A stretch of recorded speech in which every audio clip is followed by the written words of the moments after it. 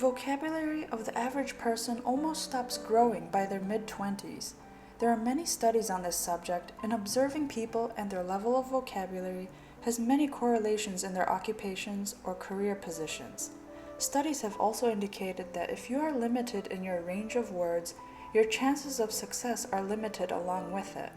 There is a good chance that a person in a leader position has been using his or her application of words more effectively than the followers, and studies have shown that these people do not have a developed vocabulary because of their higher positions, but instead it was often found that it is because they possess the skill of words that led them to the position as a result.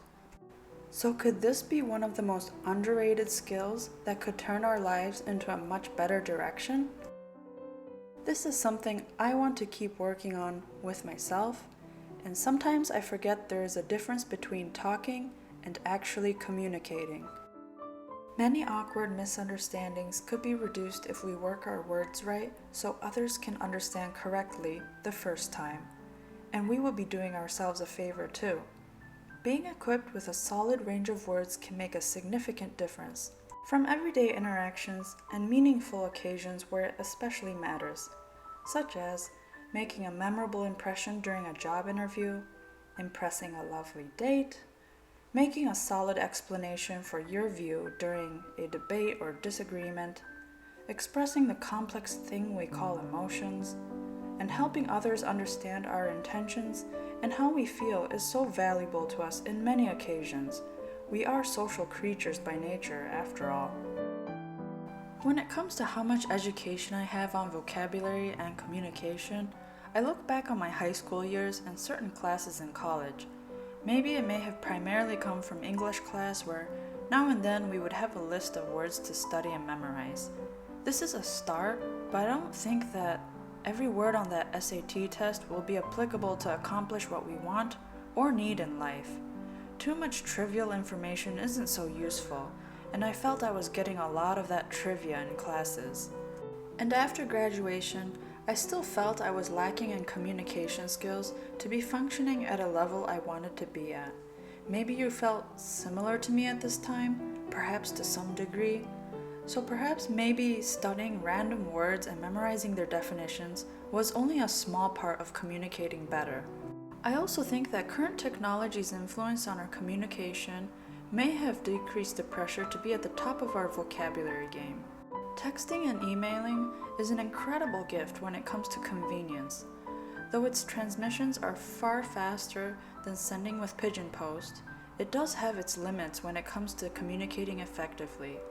For example, texting can be perfect for updating someone quickly when we are running a bit late, but I do not think it's always the most effective method when it comes to explaining more complex messages that involve deeper intentions and thoughts. This convenience of instant messaging may on some occasions have presented an option for us to reduce our use of words to the minimal and most basic arrangements. Sometimes I find myself typing a message that was using unoriginal words together with the most commonly used phrases. So my message ended up sounding bland to the reader and created an impression that I was not as interested or thoughtful in my response. Instead, it sounded robotic, like I just took a stamp and sent the message saying, "That sounds really good," when I really felt more than good and was very much looking forward to the topic of the message. Of course, making everything sound like a poem would be on the extreme opposite end, but keeping a balance between being clear and also varying our responses with our word selections can help accurately reflect our thoughts. I love food. I also love sleeping. I love antiques. I love music. I love him. I love her. But surely I don't really adore everything the same exact way. So why use the same word to describe my liking for anything and everything? Having a strong vocabulary may mean something different to each individual, but I think of it as having a range of words at your disposal that are most effective for your own clarity in all of your interactions. It's not necessarily about knowing all the fanciest words or acing some standardized exam. As we know, each of us are in our own unique position in life, so that means a unique range of words will suit each of us best. While a lot of people are using a very similar set of words and patterns in which they use them, of course we do not all think or feel exactly the same as each other. Why not use our own speech to reflect this diversity?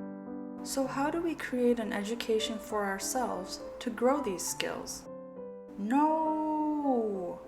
Don't go and read the dictionary as if it were a thriller novel. It will ruin the interest for building vocabulary. All learning can contain some element of fun. Seriously. There is no teaching if there is no interest or willingness to learn. Firstly, find how you learn best, as this will vary for each individual. It took me many years to realize that using flashcards was not the most productive way for me to study.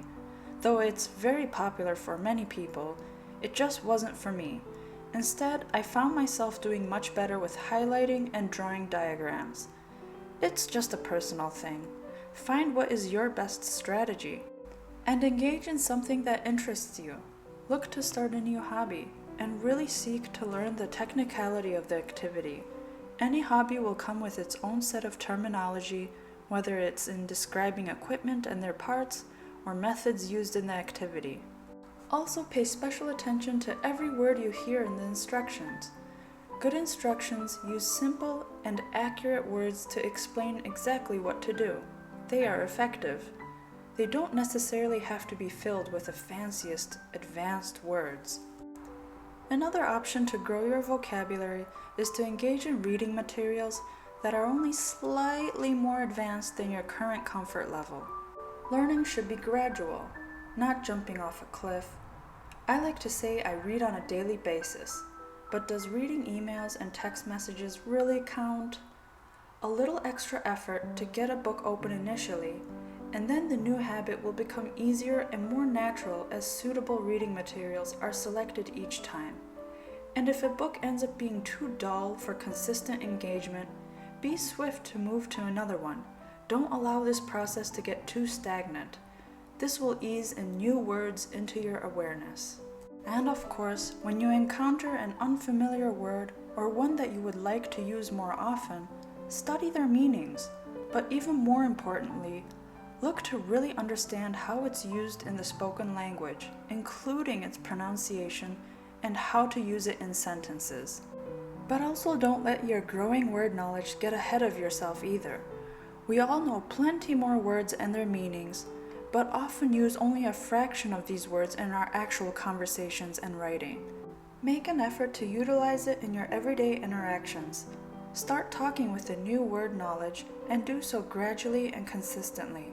But don't forget also to be authentic about it, in a genuine and admirable way. Do you really want to be that guy? Obnoxious and maybe even a bit foolish with his words? Or maybe an exaggerated expression can be used for entertaining or satirical amusement. It can all be part of practicing. And if you think of more fun opportunities to put this into use, you're doing great. Again, this is not about talking like royalty, like how it's often portrayed in the 1800s, but on the other end of the spectrum, such as speaking in profanity or foul language, is so simple and easy for anyone to attempt at. But stand out from the crowd. Make yourself more memorable with less common, yet similar words to the basic variety. Like with many routines, if something is used or done so often, it becomes less effective over time. So if a particular word is spoken so frequently, it starts to lose its power, and often taken less seriously by others over time. You know that quiet person who never swears, but that one time he or she whispers a cuss word, everyone around them stops breathing. Creating our own way of communicating, it's like creating our own personal brand, like a signature or a signature scent. It's your verbal perfume or cologne. So start harvesting words that really speak to your personality and the kind of aura you want around yourself.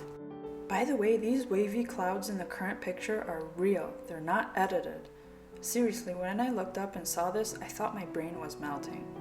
Anyways, taking charge of ourselves and our actions, including our communications, is a great way to show control over our end of the conversations.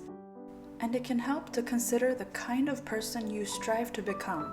We often end up speaking and behaving similar to the types of people we look up to and admire. Read and study the kind of reading materials and subjects they would likely involve themselves with. I am feeling dramatic, so I want to proclaim that good communication is quickly becoming a lost art, but we don't have to give in to the trends. Our words are the tools for our thinking, and our thinking is used to compose and calculate everything we engage in our lives. And the better quality words you own for yourself, the better quality your thinking will be. And who knows what amazing things that could unlock for all of us. Improving vocabulary and overall speech style is something I have lots of room for improvement. I hope this video helped in getting you interested in seeing what you can do for yourself and discover where your vocabulary will take you.